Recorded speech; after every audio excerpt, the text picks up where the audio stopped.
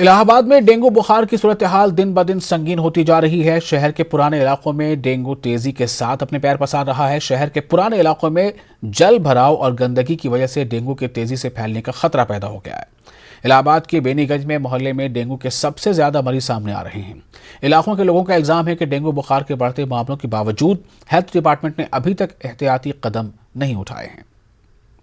ये कॉलोनी है, ये पूरा एरिया है और ना तो यहाँ रोड बनी ना ये सफाई होती है, आज तक नहीं हुई है। और ये पूरे मोहल्ले के लोग जितने हैं सब परेशान है इसी बदबू से। आप लोग बिल्कुल ध्यान नहीं देते इसमें, ना प्रशासन दे रहा ना कोई। डेंगू का माहौल चल रहा है, डर नहीं लगता इतनी गंदगी क्यों नहीं है? डेंगू की वजह से हमारे बच्चे एक बीमार है। और देखिए वो पानी चू रहा है, उधर घर के सामने पानी भरा रहता है, इतनी गंदगी है यहाँ। अब डेंगू के लिए आप देखिए यहाँ कूड़ा कबाड़, यहाँ गोबर वोबर सब फेंक करके चले जाते हैं। अब इसकी साफ सफाई ना, इससे गंदगी पे यहाँ सब स्कूली लड़के भी रहते हैं।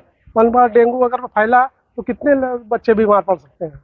तो यहाँ अगल बगल कहाँ साफ सफाई होती है? देखिए ना, पूरा पड़ा हुआ है कचड़े के तरीके। आज जो है कल फॉगिंग किया गया, पार्षद आए थे। फॉगिंग किया गया कि छिड़काव कराया गया? वही जो है साइकिल पर लेकर के वो आया था, वो छिड़काव मतलब फॉगिंग किया उसने। और उसके बाद जो है पाउडर वगैरह छिटवा करके गए। आश्वासन उन्होंने दिया है कि मतलब हम इसको कूड़ा को हटवा देंगे। अभी तक कोई आया नहीं? अभी कोई आया नहीं।